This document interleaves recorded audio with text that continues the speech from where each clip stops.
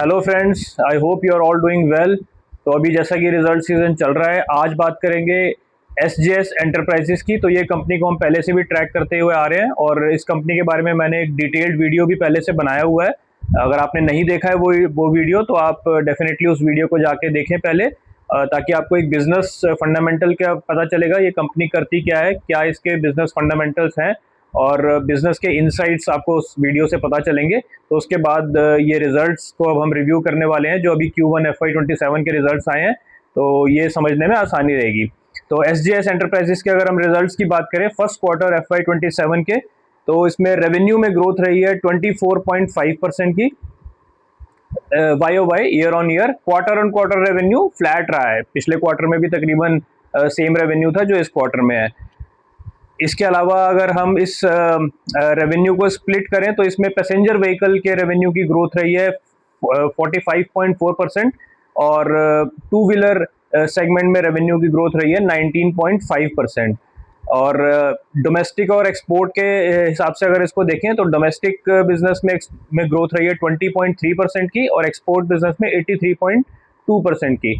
तो यानी कि एक्सपोर्ट जो है वो ज़्यादा फास्ट ग्रो कर रहा है, हालांकि उसका कंट्रीब्यूशन कम है। एक्सपोर्ट्स का कंट्रीब्यूशन अभी तकरीबन 9 to 10% है और बाकी सारा डोमेस्टिक कंट्रीब्यूशन है, जिसमें 20.3% की ग्रोथ रही है। एबिटा में ग्रोथ रही है 36.2% की और ये भी क्वार्टर एंड क्वार्टर तकरीबन फ्लैट रहा है, थोड़ा सा कम है पिछले क्वार्टर से, बट ईयर ऑन ईयर 36.2% की ग्रोथ है। और पैट में यहाँ पे ग्रोथ जो नंबर्स में आपको दिख रही है वो 115% की ग्रोथ दिखाई है। लेकिन ये 115% एक्चुअल ग्रोथ नहीं है, ऑपरेशनल प्रॉफिट्स की ग्रोथ नहीं है। इसमें एक वन टाइम एक्सेप्शनल गेन है, 115% की जो पैट में ग्रोथ रही है, इसमें एक वन टाइम एक्सेप्शनल गेन है। कुछ बेंगलोर में कोई इनकी पुरानी फैसिलिटी थी जो अनयूज थी 2019 से, उसको इन्होंने सेल कर दिया है, तो उसका जो पैसा आया, उसका जो प्रॉफिट आया है, वो यहाँ पे ऐड किया हुआ है, जिसकी वजह से वो 115% की पैट ग्रोथ दिख रही है। जबकि एक्चुअल में ये पैट ग्रोथ 115% की नहीं है। इसको अगर उस वन टाइम एक्सेप्शनल गेन को अगर हम हटा दें, क्योंकि वो तो एक बार का गेन है, वो अब नेक्स्ट क्वार्टर में तो नहीं आने वाला, तो उसको अगर हम हटा दें तो पैट जो प्रॉफिट आफ्टर टैक्स है उसमें ग्रोथ रही है 45.2% की। तो हमें इस ग्रोथ को देखना चाहिए, जो नॉर्मलाइज पैट की ग्रोथ जिसे बोलेंगे। वन टाइम एक्सेप्शनल गेन वो 24 करोड़ के आसपास का वन टाइम एक्सेप्शनल गेन हुआ है, जो बंद फैसिलिटी को जो इन्होंने सेल किया है। तो नॉर्मलाइज पैट ग्रोथ को अगर हम देखेंगे उस वन टाइम एक्सेप्शनल गेन को हटा के, तो 45.2%। तो फिर से इसको जरा सा समअप करें, रेवेन्यू 24.5% की ग्रोथ, एबिटा में 36.2% की ग्रोथ और पैट में 45.2% की ग्रोथ। तो इसका ये क्या मतलब है कि हम ग्रोथ के नंबर्स ठीक ठाक है, कोई प्रॉब्लम नहीं है। और इसका मतलब ये है कि इसमें कंपनी को ऑपरेटिंग लेवरेज भी मिला है, क्योंकि एबिटा और पैट जो है रेवेन्यू से ज़्यादा ग्रो किया है, तो ऑपरेटिंग लेवरेज यहाँ पे कंपनी को मिला है। तो नंबर्स वाइज ज़्यादा कुछ इसमें प्रॉब्लम नहीं है। सिर्फ एक चीज़ है जिसपे मैं हाईलाइट करना चाहूँगा कि इस रेवेन्यू का अगर हम स्प्लिट देखें, क्योंकि ये कंपनी के तीन सेगमेंट्स हैं जहाँ से रेवेन्यू आता है, एक पैसेंजर व्हीकल, दूसरा टू व्हीलर और तीसरा एक कंज्यूमर सेगमेंट है इनका। तो इसमें अगर पैसेंजर व्हीकल की ग्रोथ देखें रेवेन्यू में, तो 45.4% है, जो अच्छी खासी ग्रोथ है, उसमें कोई प्रॉब्लम नहीं है। टू व्हीलर की अगर हम ग्रोथ देखें तो वो 19.5% है। तो टू व्हीलर की ग्रोथ में यहाँ पे थोड़ी कमी आई है। अगर हम पिछले क्वार्टर से इसको कंपेयर करें, तो जब मैंने देखा 19.5% की ग्रोथ इन टू व्हीलर, तो मुझे थोड़ा सा ये ड्रैग लगा। फिर मेरे को इसमें फर्दर रिसर्च करनी पड़ी, तो मैंने जब पिछले क्वार्टर का देखा, जो Q4 FY26, तो उसमें पैसेंजर व्हीकल और टू व्हीलर दोनों में ही 40% से ज़्यादा की ग्रोथ थी। बट देन मुझे लगा कि एकदम से ये ग्रोथ टू व्हीलर सेगमेंट में हाफ कैसे रह गई, आधी कैसे रह गई। तो फिर मैंने इसके और भी पिछले क्वार्टर्स के नंबर्स देखे, तकरीबन 5-6 क्वार्टर्स के नंबर्स देखे। तो अगर हम सिर्फ पिछले क्वार्टर को छोड़ दें, जो Q4 था, वो मैं कहूँगा कि एक एक्सेप्शनल क्वार्टर था। उससे पहले के जितने भी क्वार्टर थे, सब में तक इस कंपनी का जो हिस्टोरिकल ट्रैक रिकॉर्ड रहा है वो यही रहा है कि दोनों में से, या पैसेंजर व्हीकल या टू व्हीलर सेगमेंट, इन दोनों में से किसी ना किसी एक सेगमेंट में ही ये ज़्यादा ग्रोथ करते हैं, 40% या उससे ज़्यादा की, और दूसरे में कम करते हैं। किसी क्वार्टर में टू व्हीलर की ग्रोथ ज़्यादा रहती है, किसी क्वार्टर में पैसेंजर व्हीकल की ग्रोथ ज़्यादा रहती है। तो हिस्टोरिकली इनका ट्रैक रिकॉर्ड यही रहा है। ज़्यादातर के पैसेंजर व्हीकल में ही ज़्यादा ग्रोथ रहती है, क्योंकि जिस तरह का बिजनेस में ये है, तो तो मतलब इसको हम इसको बहुत ज़्यादा इसको मैं नेगेटिवली नहीं लूँगा। हालाँकि पिछले क्वार्टर में दोनों में ही अच्छी ग्रोथ थी, तो उसे एक एक्सेप्शनल क्वार्टर कह सकते हैं, वो एक एक्सेप्शनल क्वार्टर था। तो ठीक है, मतलब थोड़ा-सा ग्रोथ टू व्हीलर सेगमेंट में कम तो है। कंपनी अगर आई वुड सजेस्ट कि कंपनी को कोशिश करके पैसेंजर व्हीकल और टू व्हीलर दोनों में ही ग्रोथ लानी चाहिए। That would be improvement in the quality of the business. लेकिन फिलहाल तकरीबन 19.5% की जो टू व्हीलर सेगमेंट में ग्रोथ है वो भी ठीक ठाक है। तो ठीक है, मतलब उतना कोई नेगेटिव इसको नहीं लेंगे, बट हाँ, स्कोप फॉर इम्प्रूवमेंट डेफिनेटली है। इसके अलावा और फर्दर अगर हम इसके नंबर्स देखें, तो कंपनी ने तो टू व्हीलर पे जो ग्रोथ कम दिखी है उस पर थोड़ा क्लैरिटी भी दिया है कंपनी ने अपनी प्रेजेंटेशन में। कंपनी ने बोला है कि ज़्यादातर ये मोटरसाइकिल को केटर करते हैं रादर देन दी स्कूटर्स। तो मोटरसाइकिल जो इंडस्ट्री की ग्रोथ रही है मोटरसाइकिल में वो 18% की रही है, तो इन्होंने इंडस्ट्री से ज़्यादा ग्रो किया है 19.5%। तो ये मैनेजमेंट ने एक जस्टिफिकेशन दिया है। हालांकि इस तरह के जस्टिफिकेशन कोई ज़्यादा मायने नहीं रखते, कंसीडरिंग कि पिछले क्वार्टर में आपने अच्छी खासी ग्रोथ की थी। तो तब मुझे लगा था कि शायद ये सीजनल इफेक्ट हो सकता है, क्योंकि पिछला क्वार्टर जो Q1 जो था उसमें हो सकता है कि कुछ सीजनल इफेक्ट हो, जिसकी वजह से हमेशा ही उसमें ज़्यादा ग्रोथ रहती हो टू व्हीलर में इन द Q1। लेकिन ऐसा है नहीं। तो ऐसा ऐसा कुछ सीन नहीं है, जबकि जब मैंने पिछले क्वार्टर्स के देखे तो ऐसा कोई इसमें सीजनल इफेक्ट नहीं है।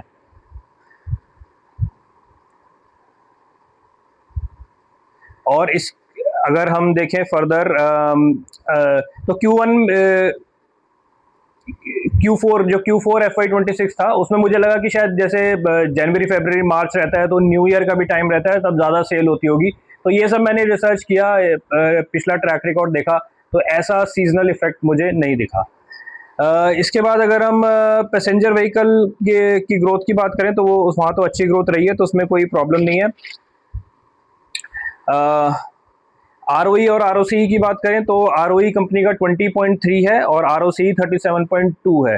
तो ROCE तो डेफिनेटली इनका अच्छा है 37.2%, लेकिन ROE इनका थोड़ा सा ड्रैग है 20.3%। तो ये ऐसे ही चला आ रहा है, लेकिन यहाँ ये भी एक इम्प्रूवमेंट का एरिया है इस कंपनी के लिए कि क्यों ROE कम क्यों है ROCE से, क्योंकि ROCE जो होता है वो रिटर्न ऑन कैपिटल एम्प्लॉयड, यानी कि कंपनी ने बिजनेस में जो कैपिटल लगा रखा है, जो पैसा लगा रखा है, उस पर कितना रिटर्न ले रहे हैं, वो 37.2% है। यानी कि अगर कंपनी ने बिजनेस में 100 रुपए लगाए तो कंपनी 37.2 रुपीज कमा रही है एनुअली उस 100 रुपए पे। लेकिन ROE में क्या होता है, जो पैसा बिजनेस में लगाया नहीं है, सिर्फ पड़ा है, कैश ऑन बुक्स पड़ा है, बिजनेस में नहीं लगा, उसको भी कंसिडर करते हैं। तो अगर टोटल पैसे को अगर देखें तो उस पे ROE निकलता है, दैट इज 20.3%। यानी कि अगर 100 रुपए कंपनी के पास हैं, भले उसमें से लगाया कितना भी हो बिजनेस में, लेकिन टोटल 100 रुपए हैं कंपनी के पास, तो उस पर 20.3 रुपीज ये कंपनी एनुअली कमा रही है, तो दैट इज ROE। तो क्योंकि इनके कैश ऑन बुक्स है, तकरीबन 338 करोड़ का कैश इनके बुक्स पे पड़ा है, जिसकी वजह से इनका ROE थोड़ा सा कम रहता है।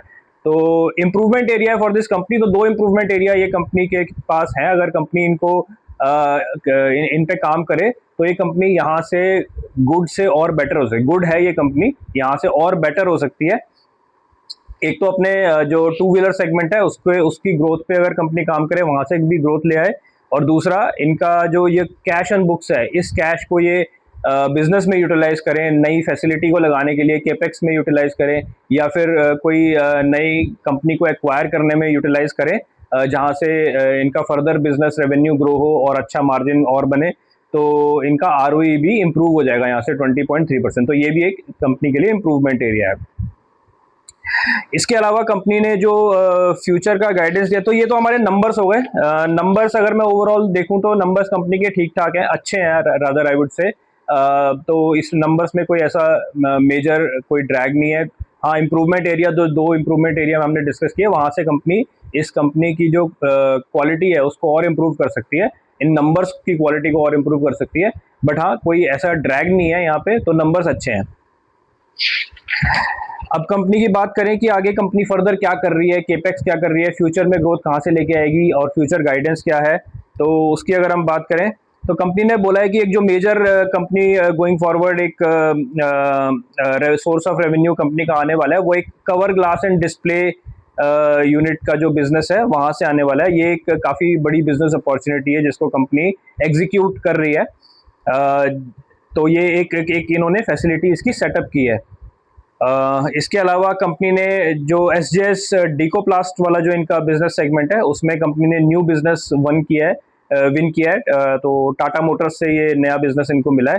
और इसके अलावा जो एक वाल्टर पैक जो इनकी एक और इनका एक बिजनेस वर्टिकल है, उसमें इन्होंने महिंद्रा एंड महिंद्रा से नया बिजनेस विन किया है।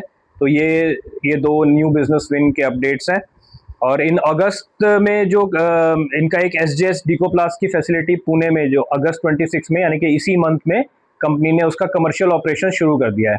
तो ये एक फैसिलिटी जो इनकी चल रही थी पहले से भी इन्होंने बता रखा था, तो वो उस कमर्शियल ऑपरेशन इन्होंने अगस्त में शुरू कर दिया। तो फ्यूचर में यहाँ से नेक्स्ट क्वार्टर्स में यहाँ से इस कंपनी को फर्दर रेवेन्यू ग्रोथ आएगी। एक्सपोर्ट बिजनेस, जैसे कि हमने देख ही लिया कि एक्सपोर्ट बिजनेस काफ़ी अच्छा ग्रो कर रहा है। 83.2% से एक्सपोर्ट बिजनेस ग्रो किया है और इसका कंट्रीब्यूशन अभी 10% है। तो इसको कंपनी बोल रही है कि बाय FY28 कंपनी इसको 10% से 15% लेके जाएगी इस एक्सपोर्ट के कंट्रीब्यूशन को, तो which is good for the company. तो ये अच्छा एक अपडेट है कंपनी की तरफ से।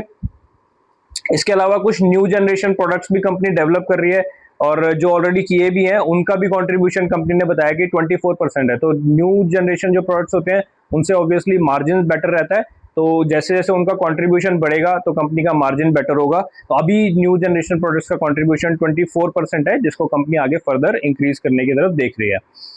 और एक्सपोर्ट्स का जैसे मैंने बता ही दिया कि by FY28 by next year company इसको 10% को 15% लेके जाएगी। तो वहाँ से भी थोड़ा सा मार्जिन इंप्रूवमेंट आएगा, क्योंकि एक्सपोर्ट्स में जो रेवेन्यू कंट्रीब्यूशन होता है वहाँ पे मार्जिन थोड़ा बेटर रहता है। तो वहाँ से कंपनी का मार्जिन इंप्रूव हो सकता है।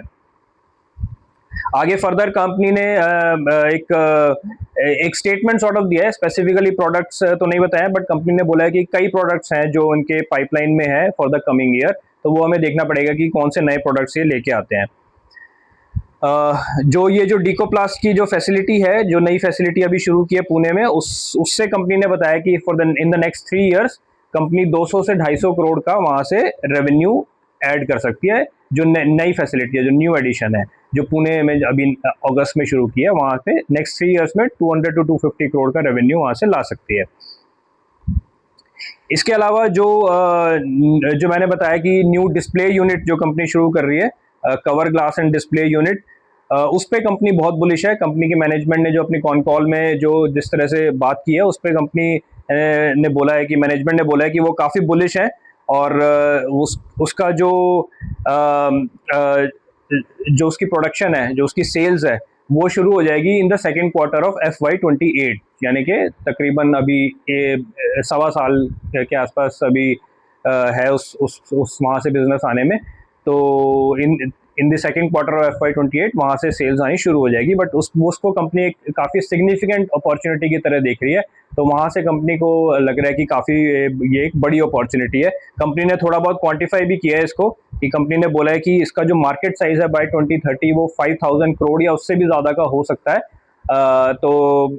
और उसमें कंपनी बोल रही है कि ये 10% मार्केट शेयर को कैप्चर कर लेंगे, यानी कि 500 करोड़ या उससे थोड़ा सा ज़्यादा ये वहाँ से रेवेन्यू क्लॉक कर सकते हैं बाय 2030।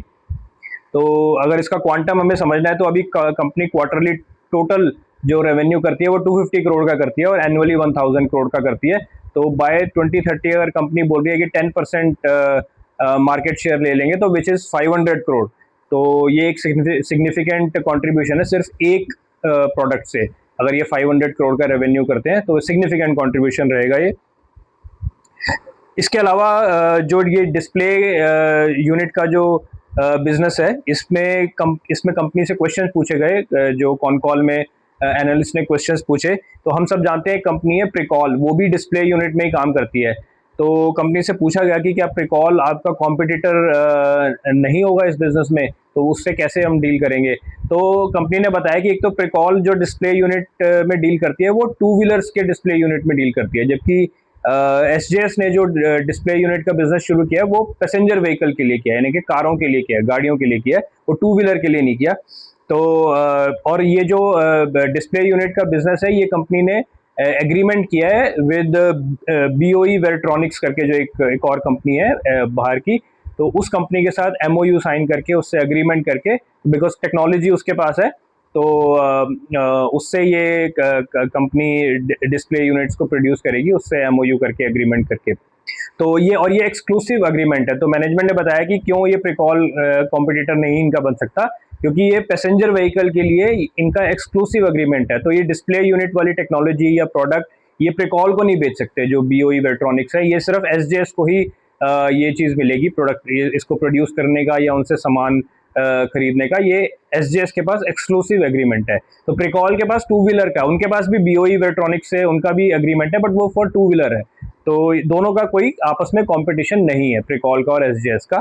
इनफैक्ट कंपनी ने बोला है कि प्रिकॉल जो है इनका कस्टमर हो सकता है। कल को प्रिकॉल अगर फोर व्हीलर्स में या जैसे पैसेंजर व्हीकल्स में डिस्प्ले यूनिट के बिजनेस में आना चाहता है तो उनको एसजेएस से खरीदने पड़ेंगे डिस्प्ले यूनिट। तो उनका कस्टमर हो सकता है प्रिकॉल, कॉम्पिटिटर नहीं हो सकता। तो ये एक अच्छी चीज दी है। तो ओवरऑल अगर मैं इसको समअप करूं तो कंपनी के नंबर्स अच्छे हैं, कंपनी ने रिजल्ट्स अच्छे दिए हैं। दो एरियाज ऑफ इंप्रूवमेंट है। एक तो ये जो इनका रहता है कि पैसेंजर व्हीकल और टू व्हीलर व्हीकल, ये जो दो बिजनेस सेगमेंट्स हैं इनके जहां से रेवेन्यू आता है, उसमें से एक ही ज्यादा अच्छा करता है, दूसरा इतना अच्छा नहीं करता। तो कंपनी अगर इसको इम्प्रूव कर ले, जैसा कि Q4 में किया, वो एक वन टाइम ना रह जाए, उसको अगर ये कंटिन्यूअस हर क्वार्टर में अगर दोनों बिजनेस सेगमेंट से अच्छा रेवेन्यू ग्रोथ आए तो इनके लिए बेटर रहेगा। तो फ्यूचर भी अगर हम देखें तो पैसेंजर व्हीकल के लिए तो आगे मुझे लगता है वहाँ से ज़्यादा ग्रोथ रहेगी, क्योंकि ये डिस्प्ले यूनिट वगैरह भी पैसेंजर व्हीकल का ही बिजनेस है। तो टू व्हीलर में अगर ये थोड़ा सा और फोकस करें और वहाँ पे भी ग्रोथ लेके आए तो ये कंपनी की क्वालिटी और इम्प्रूव हो सकती है। अभी भी अच्छी है क्वालिटी, बट यहाँ से और इम्प्रूव हो सकती है। और दूसरा जो इम्प्रूवमेंट एरिया है वो अगर ये कैश ऑन बुक्स उसको अगर ये यूज़ करें, डिविडेंड पे भी दे सकते हैं, बट आई थिंक कंपनी ने हर क्वार्टर में अपनी कॉन कॉल में बोला है कि they are looking for the opportunity. वो एक अपॉर्चुनिटी देख रहे हैं कोई कंपनी एक्वायर करने के लिए, इनऑर्गेनिक जैसे एक्विजिशन कहते हैं, तो कोई और कंपनी को एक्वायर करने के लिए ये देख रहे हैं। तो आई थिंक इसीलिए ये कैश इन्होंने बुक्स पर रखा हुआ है, वो उसको एज ए डिविडेंड नहीं देने की बात चल रही है, तो डिविडेंड आई थिंक नहीं देंगे। तो अगर फ्यूचर में उस कैश को ये अच्छी तरह से यूज़ कर पाएँ तो फर्दर इस कंपनी की क्वालिटी को इम्प्रूव कर सकते हैं और इनका आरओई भी वहाँ से इम्प्रूव हो जाएगा। तो ये दो इम्प्रूवमेंट एरिया है इस कंपनी के लिए। Otherwise rest is all good for the company. और ये जो नंबर्स हैं इसके बियॉन्ड अगर हम देखें तो नंबर्स तो ठीक ठाक हैं, अच्छे हैं, लेकिन still numbers are thing of a past. जैसे ही रिजल्ट आ गया वो पास्ट की बात हो गई। तो कंपनी का जो शेयर का जो परफॉर्मेंस है वो आगे फ्यूचर के बेसिस पे चलता है, जैसा कि हम जानते हैं मार्केट फॉरवर्ड लुकिंग होता है।